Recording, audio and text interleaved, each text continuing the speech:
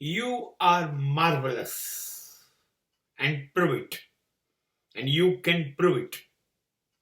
You are marvelous. You're simply super.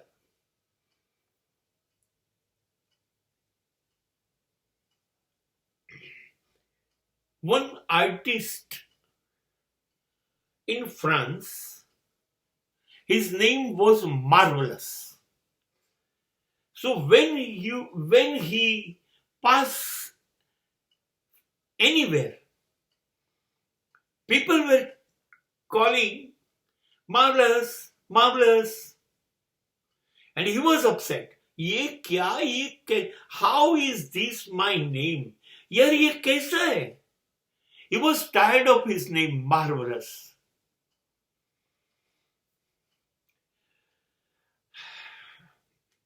Before he died, he told his wife,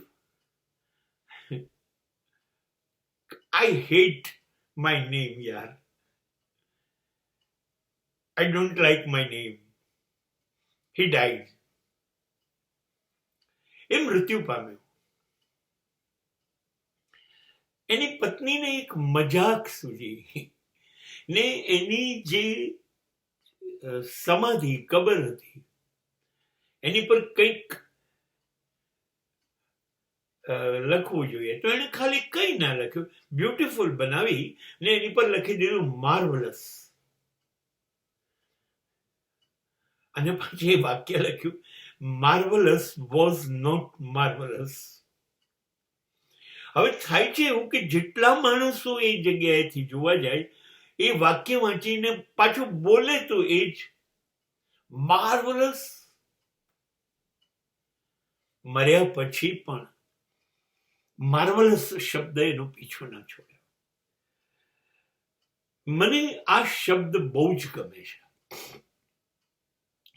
મારું દેશી ગુજરાતી મુજબ હું એવું કહી દઉં કે અદ્ભુત.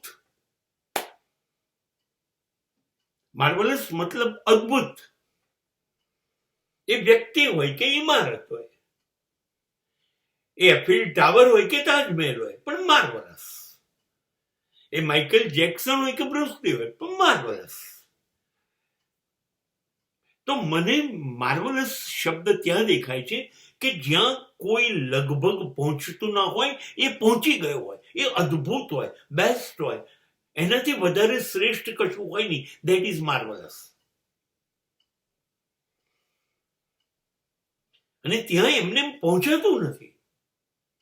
એમાં તમારે આખી જિંદગી નીચોવાઈ જાઓ છો. તમે ખતમ થઈ જાઓ છો. તમારું બધું અંદર રોકી દો છો. તમારી ઈચ્છાઓ, તમારી શક્તિઓ, તમારા સ્વપ્ન નહીં, તમારે બસ માર્વલસ બનવું છે, અદ્ભુત બનવું છે. એની પાછળ તમારું એક મેડનેસ હોય છે, તમારું જબરજસ્ત પાગલપન હોય છે.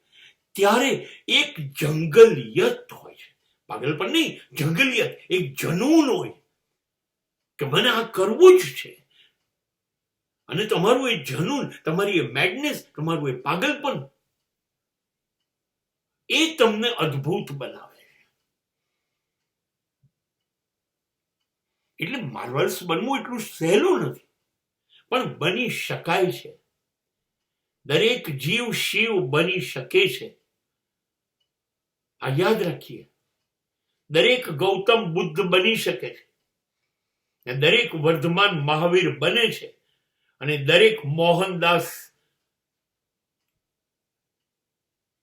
મહાત્મા ગાંધી બને છે. બહુ વાર નથી લાગતી. હા, પણ છલબાઈ જવું પડે છે, નીચોવાઈ જવું પડે છે. આજુબાજુ જોવાનું બંધ કરીને માત્ર અદ્ભુત શબ્દની જોવું પડે છે. એની સંભાળ લેવી પડે છે, એની આળપંપાળ કરવી પડે છે. એની આજુબાજુમાં તમારે તમારું વિશ્વ, તમારી દુનિયા ગોઠવી દેવી પડે છે. અને ત્યારે સાહેબ છૂટકો જ નથી. તમે અદ્ભુત બની જ જાઓ. જો જેલમાં જન્મેલું 8મું બાળક કૃષ્ણ વંદે જગતગુરુ બનતું હોય, because ઠલવાઈ ગયો એ માણસ, ત્યારે એ અદ્ભુત બન્યો. બની જ શકાય સાહેબ. સવાલ છે તમે જનૂની બનો, મુઠ્ઠીઓ ભીડી દો, દાંત ભીડી દો, તમારી સંભાવનાઓની શક્યતાઓ, પ્રોબેબિલિટીઝ એન્ડ પોસિબિલિટીઝ ને જગાડો અને એની સેવામાં લાગી જાઓ, એની સંભાળ લો. ના શું થાય સાહેબ, આ પૃથ્વી પર તમારા સિવાય કોઈ અદ્ભુત છે જ નહીં. તમે જ અદ્ભુત બની શકો, કેમ કે તમે જ અદ્ભુત છો.